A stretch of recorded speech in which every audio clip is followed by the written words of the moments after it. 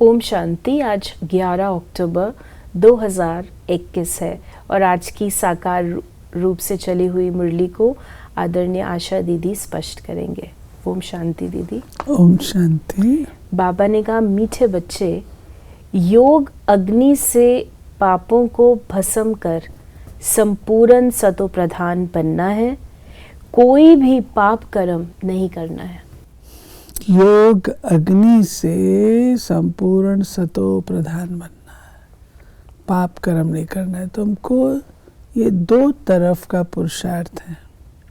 एक है कि अब हम और कोई विकर्म न करें, जो ऑलरेडी इतने किए हुए हैं उनको हम नाश कैसे करेंगे, कोई विकर्म न करें। और दूसरा बाबा ने कहा कि आपको योग के द्वारा नष्ट करना है। प्रश्न है, सतयुग में ऊंच पद किस आधार पर मिलता है? यहाँ का कौन सा कायदा सबको सुनाओ। सतयुग में पवित्रता के आधार पर ऊंच पद मिलता है। जो पवित्रता की कम धारणा करते हैं वो सतयुग में देरी से आते हैं और पद भी कम पाते हैं। यहाँ जब कोई आता है तो उन्हें कायदा सुनाओ, दे दान तो छूटे ग्रहण, 5 विकारों का दान दो तो तुम 16 कला संपूर्ण बन जाएंगे। तुम बच्चे भी अपनी दिल से पूछो कि हमारे में कोई विकार तो नहीं है। फिर बाबा ने कहा, रूहानी बाप रूहानी बच्चों को समझाते हैं कि मनुष्यों को कैसे समझाओ कि अब स्वर्ग की स्थापना हो रही है। 5000 वर्ष पहले भी भारत में स्वर्ग था, लक्ष्मी नारायण का राज्य था। विचार करना चाहिए उस समय कितने मनुष्य थे। सतयुग आदि में बहुत करके 9-10 लाख होंगे। शुरुआत में झाड़ छोटा ही होता है। इस समय जबकि कलयुग का अंत है तो कितना बड़ा झाड़ हो गया है। अब इसका विनाश भी जरूर होना है। तो जैसे बाबा ने अभी कहा, बहुत करके 9-10 लाख होंगे, अर्थात जो हम नंबर्स देते हैं वो एक औसतन नंबर होता है, नॉट एवरेज होता है, अप्रॉक्सीमेट एवरेज। फिर बाबा ने कहा कि कितना दुख अशांति मारा मारी है। महाभारी महाभारत लड़ाई भी वही है। एक तरफ यूरोप वासी यादव भी हैं। 5000 वर्ष पहले भी इन्होंने मूसल इन्वेंशन की थी। कौरव पांडव भी थे। पांडवों की तरफ खुद परमपिता परमात्मा मददगार था। सभी को यही कहा कि गृहस्थ व्यवहार में रहते मुझे याद करने से तुम्हारे पाप बढ़ेंगे नहीं और पास्ट के विकर्म विनाश होंगे। अभी भी बाप समझाते हैं, तुम ही भारतवासी सतयुग में जो सतो प्रधान थे वो इस समय 84 जन्म लेते लेते अब तुम्हारी आत्मा तमो प्रधान बन गई है। अब सतो प्रधान कैसे बने? सतो प्रधान तब बनेंगे जब मुझ पतित पावन बाप को याद करेंगे। इस योग अग्नि से ही पाप भस्म होंगे। फिर बाबा ने कहा, बाकी इस पुरानी दुनिया का तो विनाश होना ही है। भारत सतयुग में श्रेष्ठाचारी था और सृष्टि के आदि में बहुत थोड़े मनुष्य थे। भारत स्वर्ग था, दूसरे कोई खंड नहीं थे। फिर बाबा ने कहा, अभी और धर्म बढ़ते बढ़ते झाड़ कितना बड़ा हो गया है और तमो प्रधान जड़ी भूत हो गया है। ये चीज बहुत सुंदर रीति से बाबा ने जो कल्प वृक्ष का चित्र बनाया है उसमें दिखाई, कैसे जड़ में स्थापना हो रही है। ज्ञानी तो आत्माएं, योगी तो आत्माएं बैठे हैं, ब्राह्मण कुलभूषण है, आदिदेव भी है तो आदिदेवी भी है। उसके बाद आप देखेंगे जो ट्रंक तक है हिस्सा, सत्युग और त्रेता तक, तो कोई ब्रांचेस सब ब्रांचेस नहीं है। माना एक ही देवी देवता धर्म रहता है, एक धर्म, एक राज, एक भाषा। यूनिटी रहती है, देवी देवता धर्म में ताकत होती है। जब द्वापुर आता है तो द्वापुर, दो पुर, दो भाग हो जाते हैं, फिर तो बढ़ता जाता है। और अगर आप गौर से देखेंगे इस समय सारा ही झाड़ जो पेरिफेरी है उसकी, वो बिल्कुल काली तमो प्रधान है। तो बाबा ने कहा कि सतयुग में है ही सर्व गुण संपन्न, अभी है विशुस वर्ल्ड, रात दिन का फर्क है। अभी विशुस वर्ल्ड को वाइसलेस वर्ल्ड कौन बनाए, पुकारते भी हैं हे पावन बनाने वाले आओ। इस विशुस दुनिया के विनाश के लिए लड़ाई लगनी है। अब वो कहते हैं एक मत कैसे हो, क्योंकि अभी अनेक मत है ना, अनेक इतने मत मतांतरों के अंदर एक धर्म की मत कौन स्थापन करे।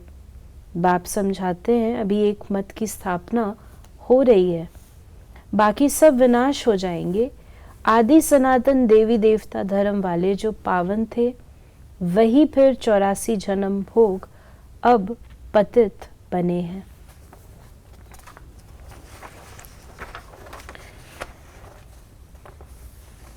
बाबा ने कहा कि बाप समझाते हैं झाड़ जर्जरीभूत हो गया है, अब फिर मुझे एक मत का राज्य स्थापन करना है।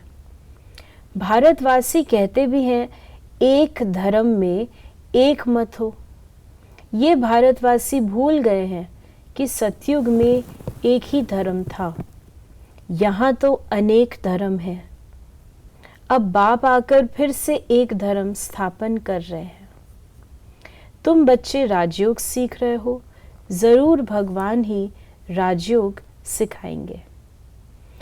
कई बार हमारे पास ये प्रश्न आता है कि जो बीके नहीं बनते यानी वो सतयुग में नहीं आएंगे। नहीं आएंगे ना, वो क्वालिफिकेशन नहीं है ना, यानी आत्मा ने अपने आप को तैयार नहीं किया है उस क्वालिटी की उससे मैच पवित्रता। नहीं कर सकते। लेकिन बाबा फिर भी तरस करके हर आत्मा को पहली स्टेज जो देते वो जीवन मुक्ति की सतो प्रधान स्टेज देते। जब भी वो जन्म लेगी धरती पर आएगी तो पहले पहले उसकी वो सुखों की स्टेज होगी। यानी जैसे अभी बाबा ने कहा कि जितनी पवित्रता धारण करेंगे उस अनुसार पहले पहले सतयुग में जन्म होगा, और जितनी पवित्रता कम होगी उतना पीछे आते जाएंगे। यानी जो बाद में आत्माएं आ रही हैं वो उनकी पवित्रता की शक्ति कम होती है। तो बाबा ने कहा कि अब यहाँ 5 विकारों का दान देना है। अभी तो कोई, बाबा ने कहा तब ग्रहण छूटेगा, दे दान तो छूटे ग्रहण, फिर तुम 16 कला संपूर्ण बन जाएंगे। भारत सतयुग में 16 कला संपूर्ण था, अभी तो कोई कला नहीं रही है, सब कंगाल बन पड़े हैं। कोई ओपनिंग करने आते हैं, बोलो यहाँ का कायदा है। बाप कहते हैं 5 विकारों का दान दो तो छूटे ग्रहण, तुम 16 कला संपूर्ण देवता बन जाएंगे, पवित्रता अनुसार पद पाएंगे। बाकी अगर कुछ ना कुछ कला कम रह गई तो जन्म भी देरी से लेंगे। तो कुछ ना कुछ कला कम रह गई, इसको स्पष्ट पूरा 16 कला नहीं हुए तो नहीं आएंगे ना। अगर 14 कला ही संपूर्ण बने हैं तो त्रेता में आएंगे। तो जो कलाएं हैं उनका कनेक्शन भी पवित्रता से ही है। कला जो है डिग्री है, डिग्री, कला आर्ट नहीं है, कला डिग्री है। तो वो 16 सेलेस्टियल डिग्रीज कंप्लीट जो होंगे वो स्वर्ग में आएंगे, सतयुग में। यानी अगर हम इसको दूसरे वर्ड्स में कहें तो जैसे ये परसेंटेज है, 16 कला अर्थात 100% और 14 कला अर्थात 80%, 70%। तो डिग्री यानी एक परसेंटेज है। वो कला वो नहीं कि वो कर क्या रहे हैं, कौन कौन सी कलाएं हैं जो कहते हैं ये कला, खाने की कला, चलने की कला, लेकिन प्योरिटी की परसेंटेज 100% प्योर। जैसे कहते हैं ये बात 16 आने सत्य है, सोलर में कंप्लीट है ना, 100% के रूप से कह सकते। तो हम इसको ये समझे, कई बार ये भी हमारे पास प्रश्न आता है कि वो 16 कलाएं क्या है? ना, ये 16 कलाएं नहीं है। कौन कौन सी कलाएं तो बहुत सारी हैं, 16 में लिमिट क्यों करते हैं? कलाएं तो बहुत सारी हैं, 16 में तो अपने आप को लिमिट नहीं करना है। यहाँ 16 उस भाव से कहा गया है। अर्थात कि ये कला तो जो भी चीजें होंगी कलाएं हैं, चलने फिरने बोलने चंद्रमा की कलाएं कही जाती हैं। बट ये हमें समझना है कि ये परसेंटेज ऑफ प्योरिटी की बात हो रही है। 100% प्योर है या 80% प्योर है, 90% प्योर है। तो बाबा ने कहा कि अभी तुम जो 5 विकारों का दान दे, ये अंतिम जन्म पवित्र रहेंगे तो नई दुनिया के मालिक बनेंगे। स्वर्ग में बहुत थोड़े थे, पीछे वृद्धि को पाया है, अब तो विनाश भी सामने खड़ा है। आज बाबा ने 5 विकारों के दान को बार बार रिआइटरेट किया है। बाप कहते हैं 5 विकारों का दान दो तो ग्रहण छूट जाए। अब तुमको श्रेष्ठाचारी बन स्वर्ग का सूर्यवंशी राज्य लेना है तो भ्रष्टाचार को छोड़ना पड़ेगा। 5 विकारों का दान दो। अपनी दिल से पूछो, हम सर्वगुण संपन्न संपूर्ण निर्विकारी बने हैं? नारद का मिसाल है।